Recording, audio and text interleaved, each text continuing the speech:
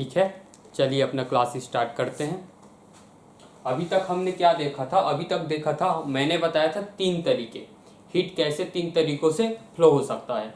हमने कंडक्शन के बारे में अब तक देखा, जहाँ पर क्या होता है कि मॉलिक्यूल्स जो है अपनी जगह पे रहते हैं, वो वाइब्रेट करते हैं और उनके कारण हीट का फ्लो होता है। अब नेक्स्ट देखते हैं कन्वेक्शन। कन्वेक्शन के बारे में, इसमें क्या होता है ये देख लेते हैं। ठीक है, चलिए हमारे पास कोई बर्तन है, समझिए ये अपना बर्तन है, इसमें पानी रखा हुआ है,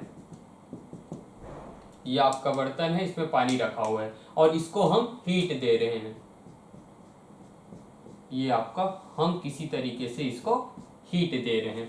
ठीक है, तो होगा क्या? हीट का फ्लो एक जगह से दूसरे जगह पे होगा कैसे? जैसे कि ये आपका आगे यहाँ पे हीट आ रहा है, यहाँ से हीट दूसरे जगहों पे कैसे फ्लो होगा? होगा क्या कि ये जो नीचे का जो पानी है, पहले तो ये गर्म होगा और जैसे ही ये गर्म होगा इसकी डेंसिटी क्या हो जाएगी? कम होने लगेगी, ये फैलेगा। ठीक है, पानी फैलेगा, उसके कारण इसकी डेंसिटी कम होगी। अब हुआ क्या? ऊपर के पानी का डेंसिटी ज्यादा, नीचे के पानी का डेंसिटी कम। तो होगा क्या कि ये जो नीचे का पानी है ऊपर जाने की कोशिश करेगा और यहाँ पर उसके कारण जगह बन जाएगी और ऊपर का पानी नीचे आएगा। ठीक है, क्यों हुआ ऐसा? क्योंकि नीचे के पानी का जो डेंसिटी है वो कम है और ऊपर के पानी का जो डेंसिटी है वो ज्यादा है। इस तरीके से अब ऊपर का पानी जब नीचे आ जाएगा तो क्या होगा? अब जो ऊपर का पानी नीचे आया है जो कि ठंडा है, अब ये भी हीट पाएगा, ये भी धीरे धीरे ऊपर जाने लगेगा, फिर से ऊपर का पानी नीचे आएगा। इस तरीके से ये सर्कल चलता रहेगा। हो क्या रहा है? तो यहाँ पे इसी तरीके से मॉलिक्यूल्स के फ्लो होने के कारण हीट का फ्लो हो रहा है यहाँ पर नीचे से ऊपर की ओर। तो ये होता है कन्वेक्शन में। पहले कंडक्शन में क्या हो रहा था? वहां पे मॉलिक्यूल्स फ्लो नहीं हो रहे थे, ये अपने जगह पे थे, वाइब्रेट कर रहे थे, उसके कारण हीट का फ्लो हो पा रहा था। यहाँ पे मॉलिक्यूल्स ही फ्लो कर रहे हैं। ठीक है, यहाँ पे क्या हो रहा है? मॉलिक्यूल्स फ्लो हो रहे हैं। कंडक्शन में मॉलिक्यूल्स का फ्लो नहीं होता। ठीक है, मॉलिक्यूल्स के फ्लो होने के कारण यहाँ पे हीट का फ्लो हो पा रहा है, कंडक्शन में ऐसा नहीं होता। कंडक्शन में मॉलिक्यूल्स का फ्लो नहीं होता। ठीक है, तो हम देखते हैं और आगे कन्वेक्शन के बारे में। ठीक है, अब देखिए आपका समुद्र किनारे पे आप क्या देखते हैं? ये आपका सी हो गया, समुद्र का किनारा हो गया, और ये आपका लैंड हो गया। ठीक है, अब दिन के समय हमें क्या देखने को मिलता है कि पानी जो है उसका स्पेसिफिक हीट क्या होता है? ज्यादा होता है और लैंड का जो स्पेसिफिक हीट है वो कम होता है। तो इसके कारण क्या होता है? पानी जो है धीरे धीरे गर्म होता है और जो लैंड है वो बहुत जल्दी गर्म हो जाता है। किसी टाइम पे अगर दिन में हम देखें तो लैंड का जो टेम्परेचर है वो ज्यादा होगा पानी की तुलना में। तो अगर लैंड का टेम्परेचर ज्यादा है तो यहाँ के आसपास का जो एयर है उसका भी टेम्परेचर ज्यादा होगा और यहाँ पास जो एयर है उसका जो टेम्परेचर है वो कम होगा। अब अगर इसका टेम्परेचर ज्यादा है तो इसकी डेंसिटी कम होने लगेगी। अगर डेंसिटी कम होती है तो ये ऊपर जाने की कोशिश करेगा और यहाँ पे जो जगह बनेगा उधर, ये जो एयर है इसकी डेंसिटी ज्यादा है तो ये इधर फ्लो करने की कोशिश करेगा। ये हो रहा है दिन के समय में। ये है आपका लैंड और ये है आपका सी। ठीक है, तो क्या हुआ? ये जो हवा है ये ऊपर गई और यहाँ पास समुद्र के ऊपर जो हवा थी वो लैंड की तरफ आई। ये जब ऊपर जाएगी और ये जब खाली हो रहा है ये जगह, तो घूम के ये जो ऊपर जो हवा गई है वही नीचे आएगी। तो ये भी सर्कल चल रहा है। लेकिन यहाँ पे अगर कोई आदमी खड़ा है उसको क्या दिखेगा? क्या कि हवा समुद्र से किनारे की ओर आ रही है। ठीक है, ये दिन का केस हो गया। ये कौन सा केस हो गया? ये दिन का केस हो गया। अब रात के समय का केस देखते हैं। रात को क्या होगा? अब दिन में तो ये हीट का फ्लो कुछ इस तरीके से हो रहा है। हीट के फ्लो के कारण क्या हो रहा है? हवा ऊपर जा रही है और सी से किनारे की ओर हवा आ रही है। रात के समय देखते हैं, ये आपका समुद्र, ये आपका सी और ये आपका लैंड। अब क्या होगा कि ये पानी जो है गर्म हो चुकी है, ये लैंड भी गर्म हो चुका है दिन में, लेकिन जो इसका स्पेसिफिक हीट है पानी का वो ज्यादा है। अब पानी का स्पेसिफिक हीट ज्यादा है तो क्या होगा, ये तो लैंड जल्दी ठंडी हो जाएगी, लेकिन इसके कंपेयर में यहाँ का ये जो पानी है वो जल्दी ठंडा नहीं होगा। तो क्या होगा, ये इसके कंपेयर में ये ज्यादा गर्म है, तो यहाँ पास जो एयर होगा वो ज्यादा गर्म होगा और यहाँ पास जो एयर है वो कम गर्म होगा। तो यहाँ पास का एयर अगर ज्यादा गर्म है तो इसकी डेंसिटी कम होगी, तो ये ऊपर जाने की कोशिश करेगी, और यहाँ पास ये ऊपर जाएगा तो यहाँ पास जो जगह बचेगा वहां पास लैंड से एयर आएगी। तो यहाँ पास आदमी खड़ा हो तो उसको क्या दिखाई देगा कि भाई किनारे से समुद्र की ओर जो है हवा आ रही है। ठीक है, तो आपका ये जो कन्वेक्शन है कुछ इस तरीके से काम करता है कि इसमें मॉलिक्यूल्स के फ्लो के कारण हीट का फ्लो होता है। ठीक है, ये लिख लीजिए, फिर आगे बढ़ेंगे।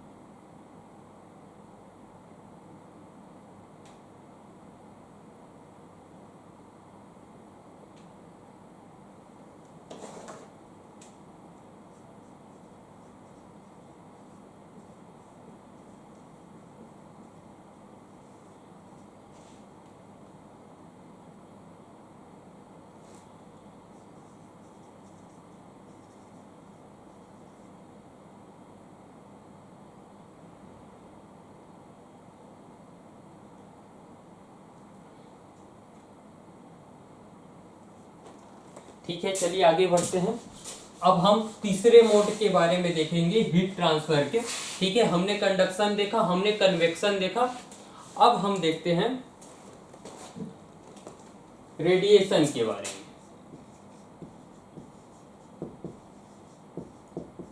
ठीक है, तीसरा हम देखेंगे रेडिएशन के बारे में।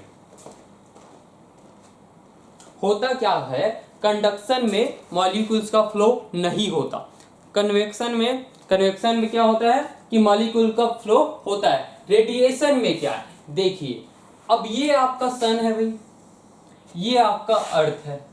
हो क्या रहा है, सन से कुछ हीट हमारे अर्थ में चली आती है, लेकिन यहाँ तो बीच में मीडियम है ही नहीं।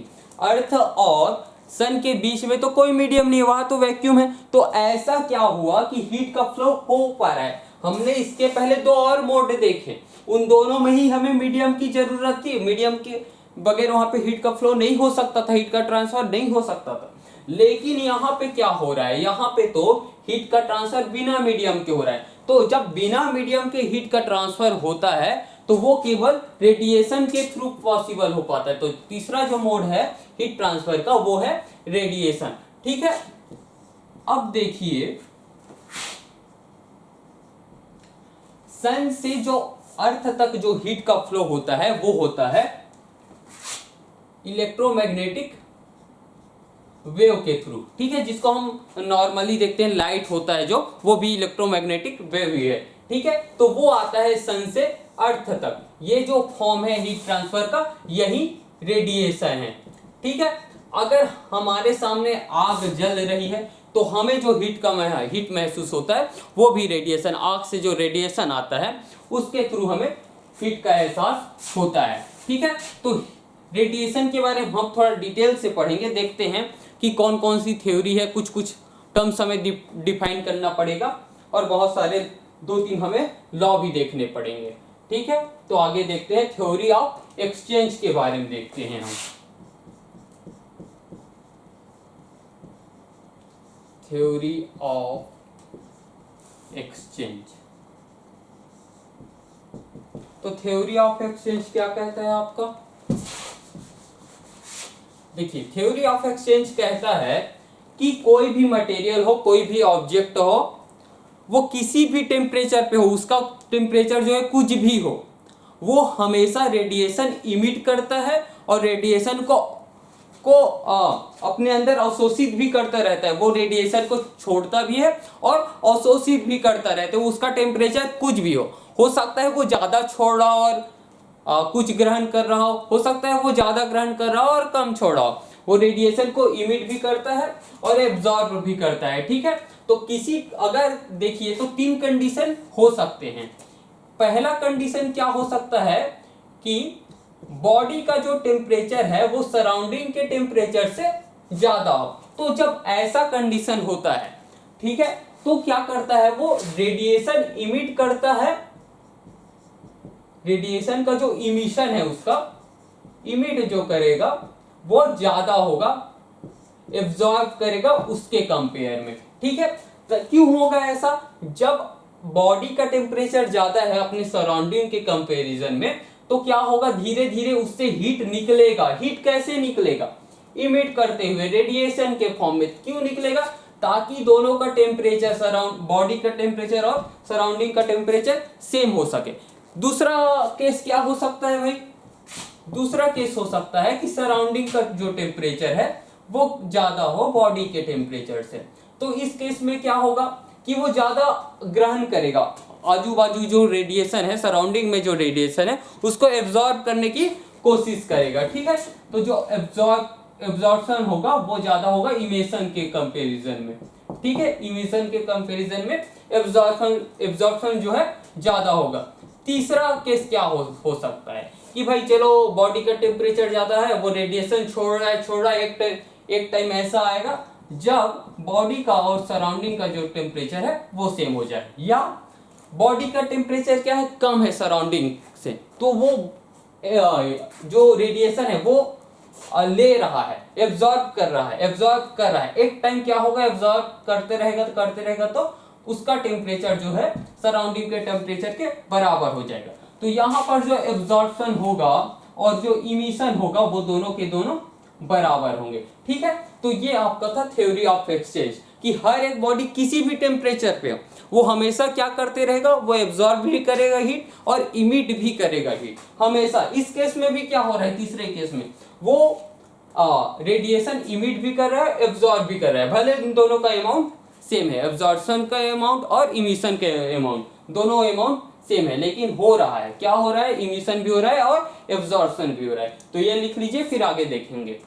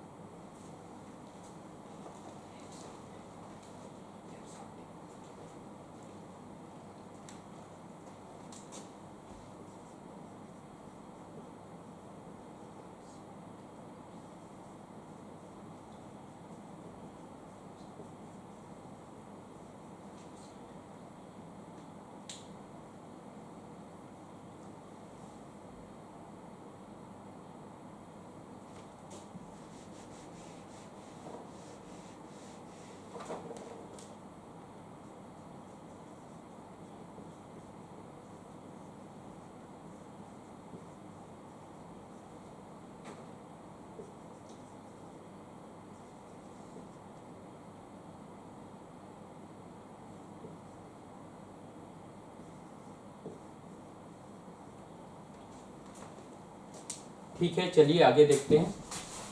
एब्जॉर्प्टिव पावर के बारे में देखेंगे कि हमने बॉडी को कितना रेडिएशन दिया और उसने कितना रेडिएशन एब्जॉर्ब किया। इस बारे में हम अगर उसको हीट देते हैं तो वो कितना हीट एब्जॉर्ब करता है और कितना छोड़ देता है। ठीक है, तो एब्जॉर्प्टिव पावर क्या होगा, ए को अगर एब्जॉर्प्टिव पावर से डिनोट करूं तो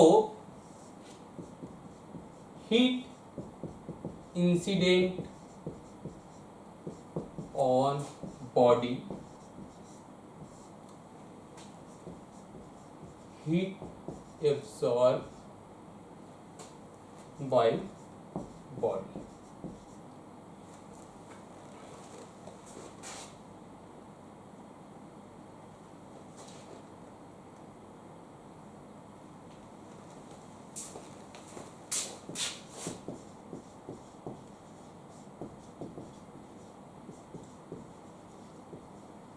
ठीक, तो एब्जॉर्प्टिव पावर क्या है कि हम उसको कुछ हीट देते हैं, ठीक है, इंसिडेंट करते हैं किसी बॉडी के ऊपर, लेकिन वो उसमें से कितना हीट एब्जॉर्ब कर पाता है, इसके रेशियो को ही क्या कहते हैं हम, ए बोलते हैं, एब्जॉर्प्टिव पावर। ठीक है, अब ये किस बात पे डिपेंड करता है, ये डिपेंड करता है मटेरियल पे। हो सकता है कोई मटेरियल का ए का वैल्यू जो है ज्यादा हो, किसी मटेरियल के ए का वैल्यू कम हो।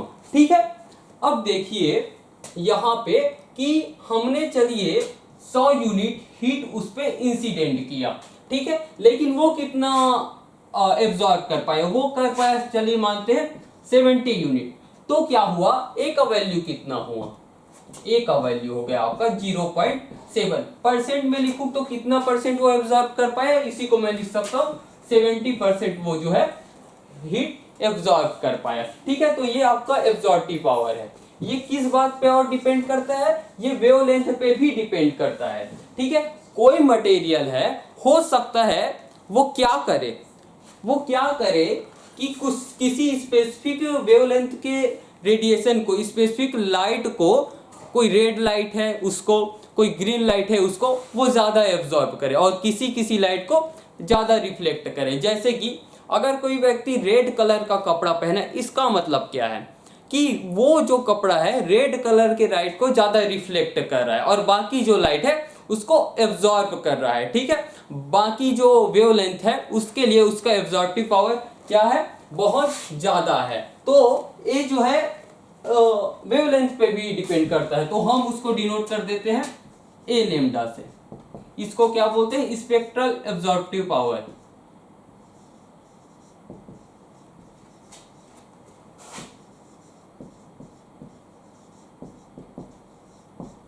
ठीक है, तो ये किस बात पे भी डिपेंड करता है, ये डिपेंड करता है वेवलेंथ पे। एक तो मटेरियल पे कर ही रहा है कि किसी मटेरियल को हम दो मटेरियल अगर रख दें, ठीक है, और उनपे सेम रेडिएशन, अगर सेम अमाउंट का रेडिएशन अगर इंसिडेंट करवाएं तो हो सकता है कोई 70% एब्जॉर्ब करे, कोई सिर्फ 40% एब्जॉर्ब करे। ठीक है, और ये किस पे भी डिपेंड करता है, वेवलेंथ पे, कि हो सकता है कि कोई रेड कलर के लाइट को ज्यादा एब्जॉर्ब कर रहा हो कोई मटेरियल, और कोई मटेरियल क्या कर रहा हो, रेड कलर के वेवलेंथ को कम एब्जॉर्ब कर रहा हो, तो इसको बोलते हैं हम स्पेक्ट्रल एब्जॉर्प्टिव पावर। मैं जो ए लिखा है इसको कुछ इस तरीके से भी लिख सकता हूं, कभी कभी हमें इस तरह की जरूरत पड़ती है,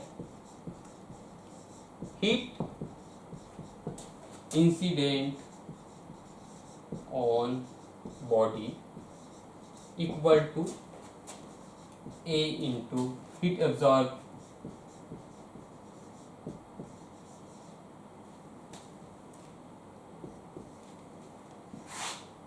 बाय बॉडी। ठीक है, ये लिख लीजिए, फिर आगे बढ़ेंगे, इमिसिव पावर के बारे में देखेंगे आगे।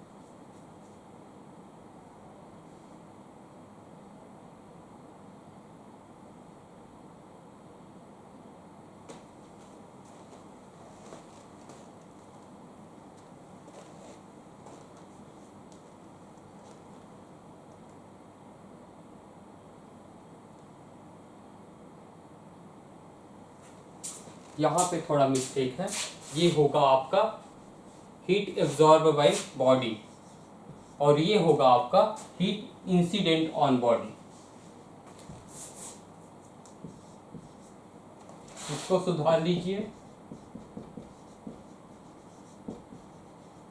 ठीक है। और एक और चीज देखिए, अगर कोई बॉडी जो है आइडियल एब्जॉर्बर हो, यानी कि आइडियल एब्जॉर्बर हो का क्या मतलब, अगर कोई बॉडी हमने जितना उस पर हीट इंसिडेंट किया उतना ही वो एब्जॉर्ब कर लेता है, तो क्या होगा, उसका जो ए का वैल्यू है वो 1 हो जाएगा। ये कब होगा, ये किसके लिए, आइडियल एब्जॉर्बर के लिए ही हो सकता है। और आइडियल जब मैं बोल देता हूं, ऐसा कोई भी चीज पॉसिबल नहीं है, आइडियल कोई भी चीज नहीं होता, ठीक है। तो A = 1 किसके लिए होगा, आइडियल एब्जॉर्बर के लिए। और इसको हम क्या बोलते हैं, ब्लैक बॉडी बोलते हैं, इसी को हम बोलते हैं ब्लैक बॉडी। लेकिन ऐसा कोई भी चीज एग्जिस्ट नहीं करता, कोई भी चीज ऐसा है ही नहीं कि जितना हम उसको हीट दे उतना वो पूरा का पूरा एब्जॉर्ब कर पाए, ठीक है। और नॉर्मल प्रैक्टिकल बॉडी की अगर हम बात करें तो उसका जो ए का वैल्यू होता है वो कितना होता है, 1 से छोटा होगा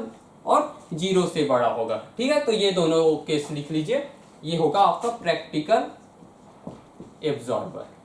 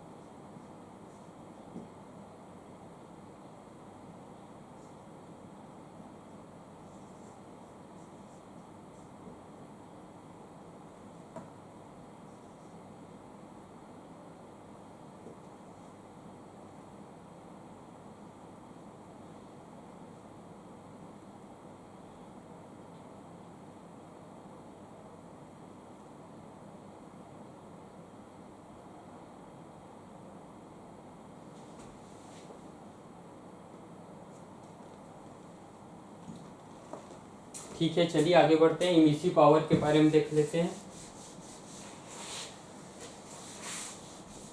ए क्या होगा, यूनिटलेस होगा, क्योंकि ये रेशियो है और जिन जिन चीजों का रेशियो है उन दोनों का यूनिट सेम है, तो इसका मतलब क्या है, ए यूनिटलेस होगा।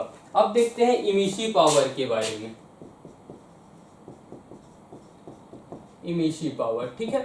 अब देखिए कोई बॉडी है, ये आपका कोई बॉडी है, इससे किसी टेम्परेचर पे क्यू हीट ये रेडिएट कर रहे हैं, तो क्यू किन किन चीज़ों पे डिपेंड करेगा, जो क्यू है वो डिपेंड करेगा इसके सरफेस एरिया पे और कितने टाइम के लिए हीट रेडिएट हो रहा है उस चीज़ पर, ये इन दोनों बातों पे डिपेंड करेगा। अगर मैं ये प्रोपोर्शनल है वो उसको हटा दूं तो क्या होगा, Q = कोई कांस्टेंट आ जाएगा E, ठीक है, Q = E/T हो गया ये। तो ये जो E आपका आया है इसी को बोलते हैं इमिसिव पावर, ठीक है, इसको क्या बोलते हैं, इमिसिव पावर। और ये जो इमिसिव पावर है ये मटेरियल पे डिपेंड करता है, ठीक है। पहले तो इसका डेफिनेशन देख लेते हैं कि ये बता क्या रहा है, ठीक। E को मैं लिख सकता हूं E = Q/A × T। क्या हुआ इसका मतलब कि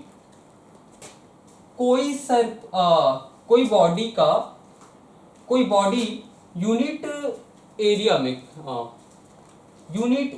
में यूनिट टाइम से किसी बॉडी के कितना हीट रेडिएशन निकल रहा है उसको हम बोलते हैं इमिसिव पावर। किसी यूनिट एरिया में यूनिट टाइम पर कितना हीट रेडिएशन हो रहा है उसको हम क्या बोलेंगे, उसका इमिसिव पावर। ठीक है, अब देखिए ये जो इमिसिव पावर है किस पे डिपेंड करता है, मटेरियल पे। अगर हमने लिया है दो अलग अलग टाइप के मटेरियल तो दोनों का जो इमिसिव पावर है वो अलग अलग होगा, दोनों का जो वैल्यू है वो अलग अलग होगी। अलग अलग होगा इमिसिव पावर का मतलब क्या है कि दोनों ही मटेरियल के यूनिट एरिया से 5 सेकंड ले लूं, अगर मैं 5 सेकंड के लिए अगर देखूं, या चलिए 1 सेकंड के लिए अगर मैं देखूं, तो दोनों के ही यूनिट एरिया से कितना रेडिएशन निकल रहा है इस बात को मैं चेक करूं, तो दोनों ही मटेरियल अगर अलग अलग है तो दोनों का इमिसिव पावर भी अलग अलग होगा। ई का जो वैल्यू जो आएगा वो अलग अलग होगा। यहाँ पर जो क्यू की वैल्यू आएगी, अगर मैं एरिया और टाइम सेम कर दूं तो दोनों के लिए जो क्यू का जो वैल्यू है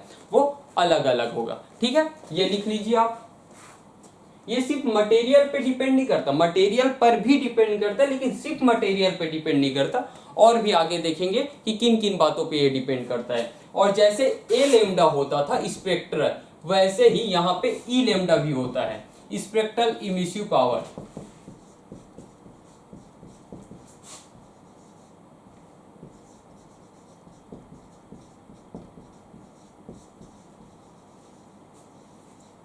ठीक है, आज हमारा क्लास इतना ही रहेगा, कल हम देखेंगे ब्लैक बॉडी के बारे में। ठीक, ओके, थैंक यू।